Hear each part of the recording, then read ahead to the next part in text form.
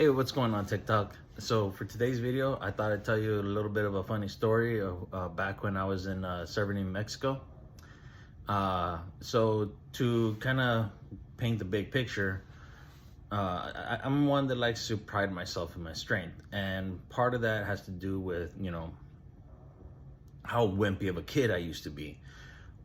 Back in the 7th grade, I actually had a little arm wrestling match with one of the girls in my class, and yeah, I lost legitimately. And she thought she didn't believe me. She was like, "Oh, you let me win. You let me win. You just wanted to hold my hand." I was like, "Well, it was the guy next to me that wanted to hold hands with the girls and wanted to arm wrestle and all that." So I was like, yeah, but that made me sound better. So I was like, yeah, I just wanted to hold your hand, whatever. Anyways, fast forward to New Mexico. After getting beat by a girl in arm wrestling, working my strength and all that. Fast forward to New Mexico. I'm in the military, best shape in my life, and I'm a fire truck mechanic. And on one of the pumps that one of the trucks that we were working on, it developed a water leak from the mechanical seal. And with the mechanical seals, they're not supposed to leak. It's supposed to be sealed tight. And we ended up having to pull the pump out, send it out to a pump repair shop.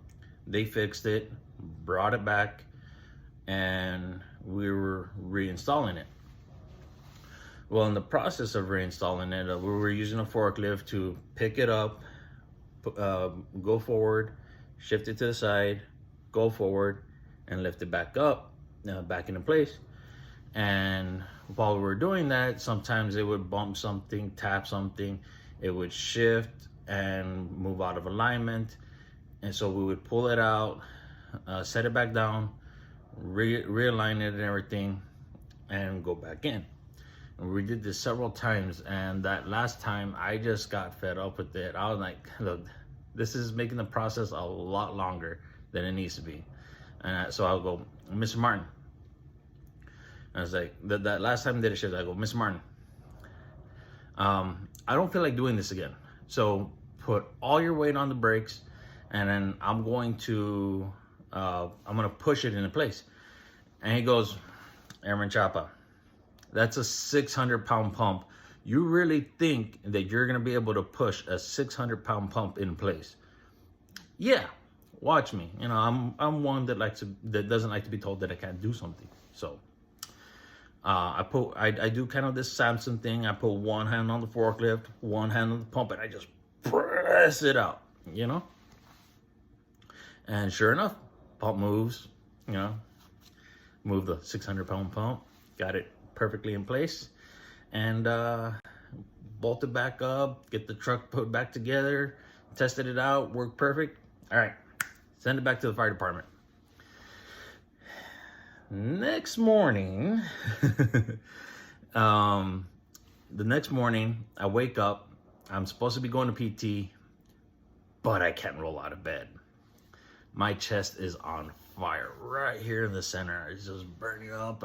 I call up my supervisor. "Hey, Sarge, I can't get out of bed. Like, I know I'm supposed to be at PT, but my chest is on fire. I think I messed it up from yesterday." He laughs a little bit because he knows what's gonna come. And he goes, okay, I'll come for you. I'll take you to the emergency room and all that. And I wasn't married or anything. I was, by myself, and he didn't want me driving to the hospital with a busted chest. So go to the hospital. They checked me over, make sure I didn't have a heart attack. They did x-rays, and I ended up cracking my sternum. And they're like, "There's nothing we can do about it. You're just gonna have to deal with it probably for the rest of your life," which I am having to deal with it for the rest of my life. Weather makes it hurt sometimes.